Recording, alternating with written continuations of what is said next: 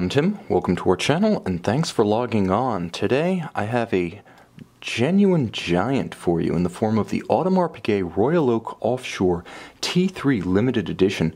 You can see this limited edition and purchase it on our website. Subscribe to our YouTube channel if you enjoy these videos, and please click on the card in the upper right hand corner of the screen at any time during this video to see our full sales listing for this watch with accessories included, high resolution images for your desktop, and naturally complete pricing information for this 1 of 1,000 limited edition.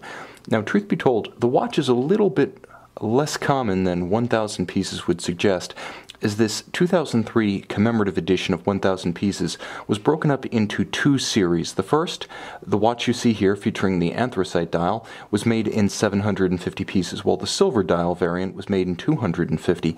Aesthetically, the strength of the anthracite probably plays better against the image and monolithic form of this watch. Darker just works better with the spirit of the watch and makes for a better contrast of the Arabic numerals atop the mega tapisserie dial. Now, the watch is huge. As you can see, it is the 48mm case. The 48mm case was originally rolled out for Arnold Schwarzenegger and continued across several special series dedicated to him, although it also came to incorporate a number of Shack models, including the Shack in steel and the Shack in white gold, but it's been extremely exclusive, basically given only to those two superstars for the entirety of the 48mm case's existence. Now, you can see on my wrist it plays far larger than 48. 48 is the measurement from 3 to 9, not inclusive of crown guards, crowns, or chronograph pushers. In terms of thickness, it's actually on par with a standard Royal Oak Offshore from this era.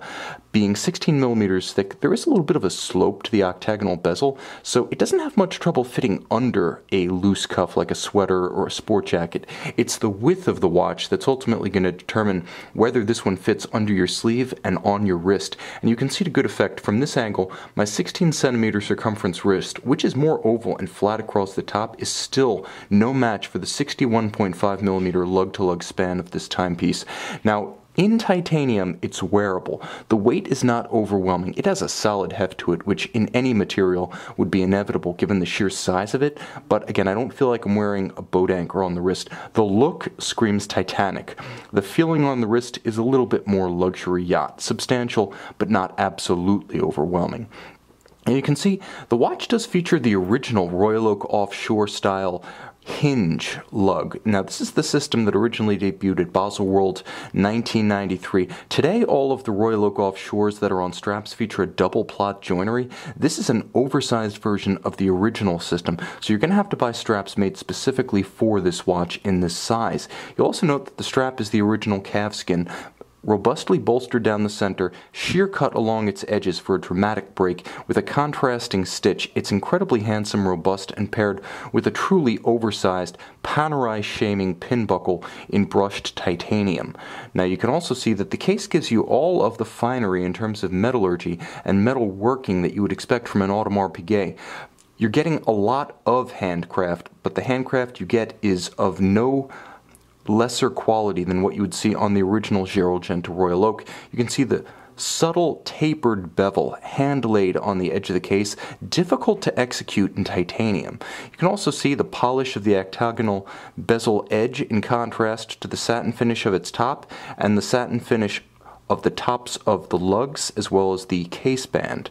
You also note the seamless flow of the lines of the case from case to bezel, and what I've always loved about the Offshores is just how completely the bezel gasket is expressed as a structural and stylistic element of the watch itself. Of course, the stainless steel hexagonal bezel bolts are present and accounted for. Even in this rather mutant form, you can still see the original inspiration of the Gerald Royal Oak in this oversized package. You also note that the bolts are nicely recessed, which shows that the watch has rarely, if ever, been refinished. In general, when these things are over finished, you'll see the bezel will gradually sink down until it's level with the bolts, or even worse, sitting below the plane of the bolts. Not the case here. You'll note the anthracite dial is a little bit difficult to pick up on camera, and that's because the watch has a subtle degree of distinction to the detail of the dial. It's difficult for me to even articulate that, to say that this watch is subtle in any way, but it is, and in a good fashion. The actual detailing of the dial, the tapisserie, is intricately cut. You can see the large hobnail. What you can't see is the gradient of textures between and atop the individual hobnail scales. You can see the scale tops themselves and the channels between them, but this watch actually rewards viewing under a loupe when you get a chance to loupe the dial. Each of the sub-registers is countersunk, and you can see that there's a Cyclops eye magnifier built into the dial, the better to illuminate and enlarge the date. Now the date gets a little bit lost on this dial, but one of the nice things about the dial is how legible it is.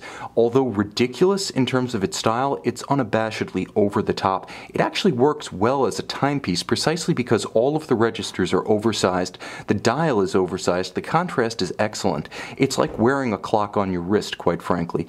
Now you'll also note that the case has been elaborated from the core genus, and you can see that comes in the form of the unique crown and pusher guards. Now you can see the pusher guards themselves actually pull like the pins of a grenade. The crown guard is permanent and doesn't articulate, so the crown has all aspect protection Panerai style.